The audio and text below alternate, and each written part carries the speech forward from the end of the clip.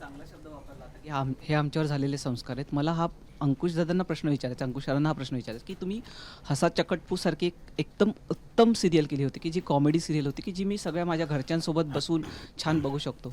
आज dark humour वाढला आहे किंवा तशा पद्धतीची कॉमेडी की जी आपण कुटुंबासोबत बसून बघू शकत नाही. तुम्हाला या गोष्टीचं वैषम्य वाटतं का की आपण ह्या येणाऱ्या पिढीला काय देतोय नेमकं? नाही, मला असं वाटतं की आता तुम्ही बघाल तर म्हणजे माझ्या मुलाच्या वर्गातली मुलं जेव्हा मी बघतो बरोबर, ते खूप पोकर फेस झाले, त्यांचे एक्सप्रेशन खूप कमी झाले. आणि अशी हजारो मुलं, आता परवा त्यांच्या प्रोग्रामला गेलो होतो शाळेमध्ये, तर चेहरे त्यांचे असे पोकर आहेत, म्हणजे शांत एकदम, जास्त रिॲक्ट न होणार, लहान वयातच प्रौढ झाल्यासारखे. आणि जेव्हा स्टेजवर आले तेव्हा ते एकदम लाऊड झाले, मस्त झाले.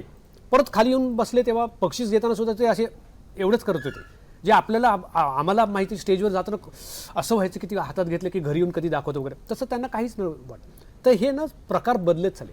जेव्हा आम्ही हसा चकटपू केलं, तिथून हास्य जत्रा आणि चला हवा येऊ द्यापर्यंत आलं, आणि आज ह्यांची वेबसिरीज असेल, असे प्रकार बदलत जाणारच आहे.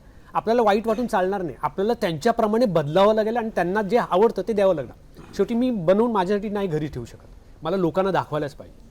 जर मला टिकून राहायचं असेल तर मला चांगलं आणि सकस काहीतरी बनवायला लागेल की जे लोकांना आवडीने ते वाढताना आणि त्याचा आनंद घेताना बघायला मजा येईल. आणि जसं अजय म्हणलं की तुम्ही म्हणजे OTT वरती का नाही केलं, थिएटरमध्ये केलं, याचं कारण आमचं हेच आहे की आता झालं ना, OTT वरती आम्ही दिली ना स्ट्रगलर साला सिरीज, जी कुटुंबासोबत बसून तुम्ही नाही बघू शकत असं तुम्ही म्हणता. खरं तर बघतात कुटुंब, लपून आम्हाला फोन करतात की आम्ही सगळं बघितलेलं आहे.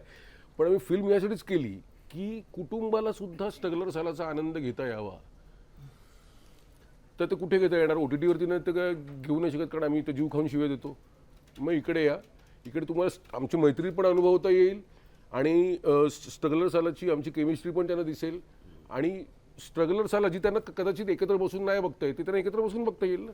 आणि मला काय वाटतं माहिती का, शिव्यांविषयी तू जर का पर्टिक्युलर म्हणत असशील तर तुला माहिती आहे की तुकारामांच्या गाथेमध्ये पण शिव्या आहेत, आपण त्याच्याविषयी बोललेलो आहोत. आणि शासकीय वेगळा प्रश्न होता का? शिव्याच असं नाही, कधी कधी एक अश्लीलतेकडे झुकणारे दादा पण jokes कोंडकेंचे असतात. सिनेमे बघितलेत तू? हो बघितले. तुझ्या आई बाबांनी बघितले? राजा, मग जर का तुझे आई बाबा बघतात, तू बघतोस, तर मग मी बघतो, माझे आई बाबा माझा मुलगा का नाही बघू शकत? म्हणजे हा मला मग एक असं वाटतं की हा प्रश्न मला योग्य नाही वाटत. तेव्हाच्या तिकडे झुकणार तसं मराठीमध्ये कोणी कधी असं काही केलंही अश्लील नाही. म्हणजे नाही. आणि जे केलं असेल ते प्रयत्न हाणून पण पाडलेले आहेत प्रेक्षकांनी. अश्लील आणि चावट मध्ये ना एक बारीक लाईन आहे ना, ती मेंटेन करता आली पाहिजे, नाहीतर मग ती ब्लू फिल्म होईल, ती आपण नाही करत.